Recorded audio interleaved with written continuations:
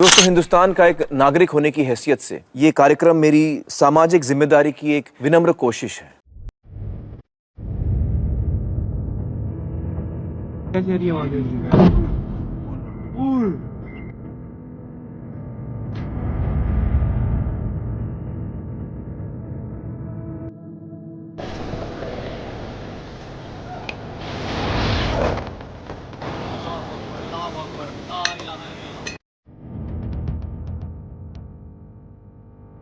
पिछले कई सालों से पाकिस्तान आतंकवाद का समर्थन करता है, आतंकवादियों को पालता पोसता है, ऐसे सांपों को पालता है जो सांप वक्त बेवक्त इंडिया में आते थे, तबाही मचाते थे, आम लोगों की जान लेते थे। लेकिन इस बार मोदी जी के संरक्षण में भारत ने ये क्लियर कर दिया, एक क्लियर मैसेज दे दिया कि सांपों को कंट्रोल करने के लिए सिर्फ भारत बीन नहीं बजाएगा, अगर जरूरत पड़ेगी तो उन्हीं सांपों के फनों को कुचल भी दिया जाएगा। सुप्रभात देवियों और सज्जनों, मैं कर्नल सोफिया कुरैशी और मेरे साथ विंग कमांडर व्योमिका सिंह आज आपको 6 से 7 मई 2025 की रात 1:05 से 1:30 बजे के बीच भारतीय सशस्त्र बलों द्वारा अंजाम दिए गए ऑपरेशन सिंदूर के बारे में जानकारी देंगे। जो इंडिया ने दिवाली मनाई है ना, पाकिस्तान के अंदर जो पटाखे चलाए गए हैं इंडियन आर्मी की तरफ से, देखकर नजारा आ गया। अहमदपुर ईस्ट में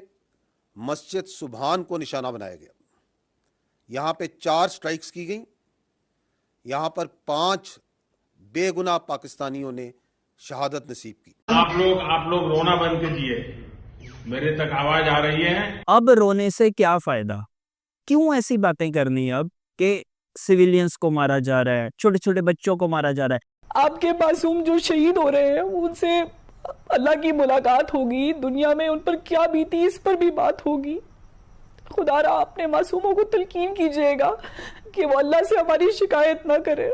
वैसे भी पाकिस्तान की तरफ से बहुत सारी मिस इन्फॉर्मेशन फैलाई जा रही है, बहुत सारे क्लेम्स ऐसे किए जा रहे हैं कि इंडियन आर्मी ने जो बॉम्बिंग की है पाकिस्तान के अंदर, वहां पर आम लोगों की जान गई है, छोटे छोटे बच्चों की जान गई है। मतलब पाकिस्तान इतना गिर गया है, इतनी नीचता पे उतर आया है कि वो इस तरह के क्लेम्स करके सिंपैथी गेन करने की कोशिश कर रहा है इंटरनेशनली, जो कि उसको कतई नहीं मिलने वाली। 31 यहां पे मासूम शहरी इंजर्ड हुए हैं, जख्मी हैं, जिनमें 25 मर्द हैं और 6 खवातीन हैं। क्योंकि हमारी इंडियन आर्मी, उन्होंने ये बात को क्लियर कर दिया है कि 9 ठिकाने ऐसे हैं, 5 पीओके में और 4 पाकिस्तान में, जहां पर ये बॉम्बिंग की गई है, जहां पर मिसाइलें दागी गई हैं। और वो ठिकाने ऐसे हैं जहां पर आतंकवादियों को संरक्षण दिया जाता था, जहां पर फैसिलिटेट किया जाता था, या फिर जिन अड्डों को यूज किया जाता था भारत में एंट्री लेने के लिए। जब पुलवामा में अटैक किया गया था, 40 जवान जिसमें हमारे शहीद हुए थे, उस टाइम पर इंडिया ने 12 दिन के बाद बालाकोट एयर स्ट्राइक को अंजाम दिया था। इस बार इंडिया ने 2 हफ्ते के बाद, पहलगाम टेरर अटैक के बाद, इंडिया ने 14 दिन के बाद ये ऑपरेशन सिंदूर को अंजाम दिया। ऑपरेशन सिंदूर, ये भी बहुत यूनिक नाम है। ये नाम इसलिए चुना गया क्योंकि पहलगाम टेरर अटैक में जो मरने वाले थे वो सभी मेल्स थे, और जो ट्रेजेडी हुई, सबसे बड़ी ट्रेजेडी जिन्होंने फेस की, वो थी फीमेल्स। ऑपरेशन सिंदूर 22 अप्रैल को पहलगाम में हुए विभत्स आतंकवादी हमले के शिकार मासूम नागरिकों व उनके परिवारों को न्याय देने के लिए लॉन्च किया गया था। इस कार्रवाई में 9 टेररिस्ट कैंप्स को टारगेट किया गया और पूरी तरह से इसे बर्बाद किया गया। अब इस एक्शन को एंटी टेरर एक्शन बोला जा रहा है, वो इसलिए क्योंकि चुन चुन कर उन ठिकानों को, उन 9 ठिकानों को ध्वस्त किया गया है, वहां पर मिसाइल्स दागी गई हैं जहां पर टेररिज्म की एक्टिविटीज को फैसिलिटेट किया जा रहा था।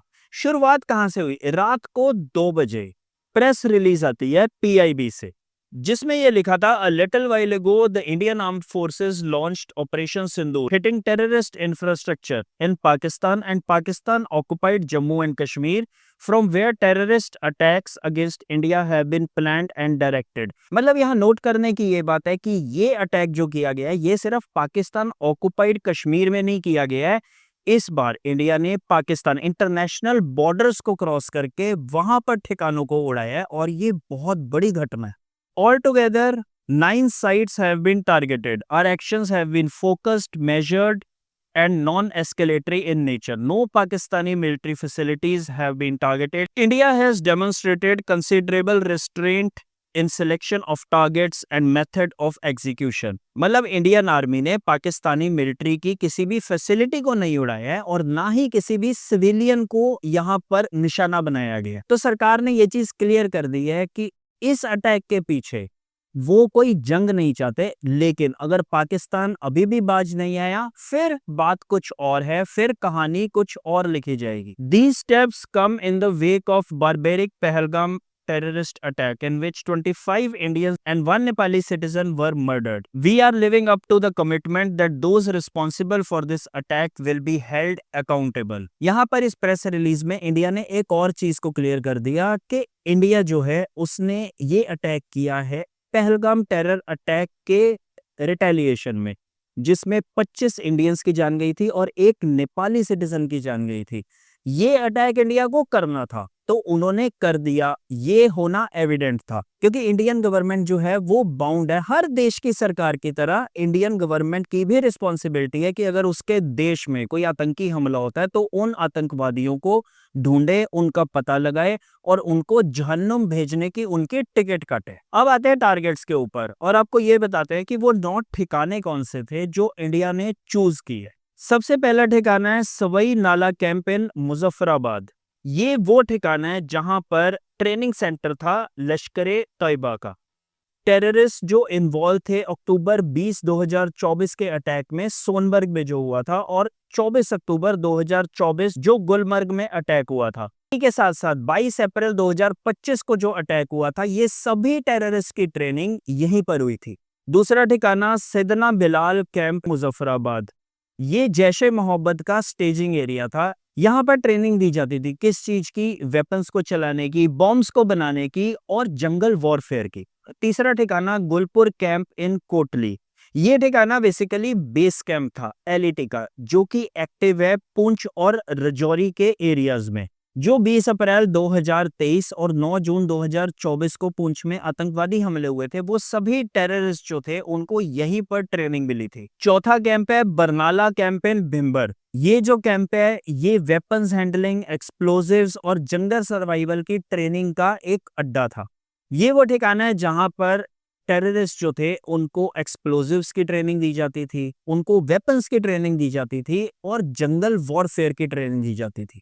और पांचवा अड्डा जो है वो है अब्बास कैंप इन कोटली। जो एलईटी के फिदाइन थे उनको यहां पर प्रिपेयर किया जाता था। इसकी जो कैपेसिटी थी वो 15 टेररिस्ट को ट्रेन करने की कैपेसिटी थी। ये जो ठिकाने थे ये थे पाकिस्तान ऑक्युपाइड कश्मीर में जो ठिकाने थे। अब चलते हैं पाकिस्तान के ठिकानों पर। पहला ठिकाना सर्जल कैंप इन सियालकोट। ये उन टेररिस्ट का ठिकाना था जिन्होंने मार्च 2025 में जम्मू एंड कश्मीर के पुलिस ऑफिसर को जान से मार दिया था। दूसरा ठिकाना महमूना जोया कैंप इन सियालकोट। जो पठानकोट में एयरफोर्स बेस के ऊपर हमला हुआ था आतंकवादियों का, उसकी सारी प्लानिंग और उसकी सारी एग्जीक्यूशन इसी जगह से की गई थी। तीसरा ठिकाना मरकज तैयबा कैंप इन मुरीद के। जो टेररिस्ट 2008 के मुंबई सीरियल ब्लास्ट में इन्वॉल्व थे, इनफैक्ट अजमल कसाब और डेविड हीडली जैसे खतरनाक आतंकवादी, इन सब की ट्रेनिंग यहीं पर हुई थी। चौथा ठिकाना मरकज सुभान अल्लाह इन भवलपुर। इसको कहा जाता है हेडक्वार्टर ऑफ जैशे मोहम्मद। यहाँ पर रिक्रूटमेंट से लेके ट्रेनिंग तक सब चीजों को अंजाम दिया जाता था। भवलपुर का जो इलाका है, ये इलाका मौलाना मसूद अजहर इसका भी गढ़ माना जाता है, इसीलिए इसकी जो मस्जिद है यहाँ पर उसको टारगेट किया गया है। मतलब अगर आप क्लियरली इन 9 के 9 ठिकानों को देखो ना, तो इंडियन आर्मी ने सिर्फ और सिर्फ उन्हीं जगहों को चिन्हित किया, उन्हीं जगहों पर अटैक किया है जहां पर हॉटबेड्स थे या जहां पर टेररिज्म को फैसिलिटेट किया जाता था। जब से पहलगाम में टेरर अटैक हुआ है उसके बाद से पाकिस्तान के 2 टके के एंकर्स, 2 कौड़ी के एंकर्स इंडियन मीडिया के चैनल्स के ऊपर डिबेट्स में आकर फालतू की हवाबाजी करने में लगे हुए थे, फालतू की बकवास करने में लगे हुए थे। इनफैक्ट वहां की सरकार जो थी, वहां के जो बड़े बड़े चेहरे थे, वो सभी के सभी बकवास करने लगे हुए थे। मेरे ख्याल में हर चीज़ आप 1 घंटे तक दहशतगर्द वहाँ दहशतगर्दी करते रहे, ठीक है। वहाँ तक 8 लाख फौज में से कोई नहीं आया और जब आए तो 10 मिनट के ऊपर पाकिस्तान पे इल्ज़ाम लगा दिया। लेकिन पाकिस्तान ने सपने में भी कभी नहीं सोचा था कि इंडिया ऐसा भी करेगा या इस तरह से भी उनको भुगतना पड़ सकता है, ये भी उनके साथ हो सकता है। और अभी भी पाकिस्तान क्या कर रहा है? पाकिस्तान पूरी कोशिश कर रहा है फेक न्यूज फैलाने की, अपनी साख को बचाने के लिए पाकिस्तान पूरी तरह से फेक न्यूज फैला रहा है। वहां के जो चैनल्स हैं सोशल मीडिया के, वो सभी के सभी फेक न्यूज फैलाने में लगे हुए हैं। अब अकॉर्डिंग टू पाकिस्तानी सोर्सेज जो न्यूज आ रही है वो ये आ रही है कि पाकिस्तान में 8 लोगों की जान गई है और 35 के करीब इंजर्ड है। हमें डाउट है क्योंकि ये संख्या 8 लोगों से कहीं ज्यादा हो सकती है। अगर आप वहां के हॉस्पिटल्स का हाल देखो तो आपको क्लियरली देखने को मिलेगा कि कितनी अफरा तफरी का वहां पर माहौल है। अभी तो इंडिया ने सिर्फ और सिर्फ 9 ठिकानों को निशाना बनाया है। अभी तो इंडिया ने सिर्फ और सिर्फ 24 मिसाइल्स ही दागी हैं और पाकिस्तान की अभी पेंट गीली हो गई है। पाकिस्तान को भागने के लिए रास्ता नहीं मिल रहा। तो अगर कहीं इंडिया अपनी फुल पावर डिस्प्ले करने में आ गया, अगर ये सोच लिया कि पाकिस्तान को वर्ल्ड मैप के नक्शे से हमें खत्म कर देना है, तो पाकिस्तान का क्या हाल होगा? क्योंकि वैसे भी पाकिस्तान के इकोनॉमिकली बहुत बुरे हाल है। हाथ में कटोरा लेकर वो जगह जगह फिर रहा है, जगह जगह, कभी IMF, कभी वर्ल्ड बैंक, हर जगह हाथ में कटोरा लेकर जाता है कि उसको कुछ मदद मिल जाए। और जो मदद मिलती भी है वो उसका क्या करता है? वो उससे आतंकवादी तैयार करता है। तो ये आज नहीं तो कल होना ही था कि आए आज के दिन इकट्ठे हो जाएं और पाकिस्तान को इकट्ठे होकर बनाएं, पाकिस्तान को अजीम बनाएं। अब आपको दिखाते हैं कि पाकिस्तान के सोशल मीडिया चैनल्स, पाकिस्तान की मीडिया किस तरह से फेक न्यूज फैला रही है। आपको हंसी भी आएगी और आपको तरस भी आएगा कि इनके पास दिखाने को कुछ है ही नहीं। अब ये ट्विटर हैंडल है डॉक्टर रिजवान भाइयों का। ये यहाँ पर वीडियो दिखा रहे हैं, इन्होंने वीडियो पोस्ट की है जिसमें ये बता रहे हैं कि इंडियन रफाल प्लेन जो है उसको किस तरह से भावलपुर में मार गिराया गया है।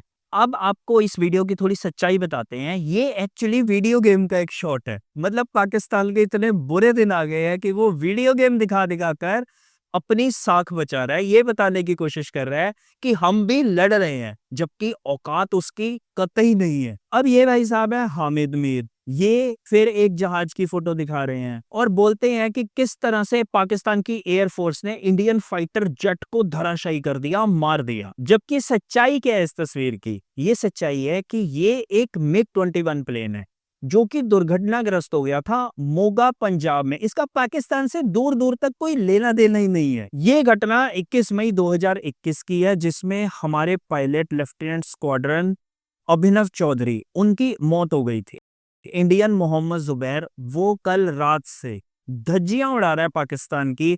पाकिस्तान एक वीडियो डालता है और वो उसको उसी टाइम फैक्ट चेक कर देता है। जैसे कि ये भाई साहब जल्लाद नाम के जो लिखते हैं this picture will embarrass India for years to come, picture of 2 Indian Rafale that were shot down by Pakistan air force. ये भी वही पिक्चर दिखा रहे हैं जो अभी हमने थोड़ी देर पहले आपको बताया था MiG-21 की। और जैसे ही इन्होंने ये पोस्ट की उसी टाइम मोहम्मद जुबैर ने इनको फैक्ट चेक कर दिया। मतलब for years to come Pakistan will remember this insult for sure. अच्छा, पाकिस्तान के जो सोशल मीडिया हैंडल्स हैं और जो मीडिया है सिर्फ वही बेइज्जती नहीं करवा रहा पाकिस्तान की, इनफैक्ट वहां के जो मंत्री हैं वो भी इंटरनेशनल बेइज्जती करवा रहे हैं पाकिस्तान की। अब आप ये सुनो स्काई न्यूज पर।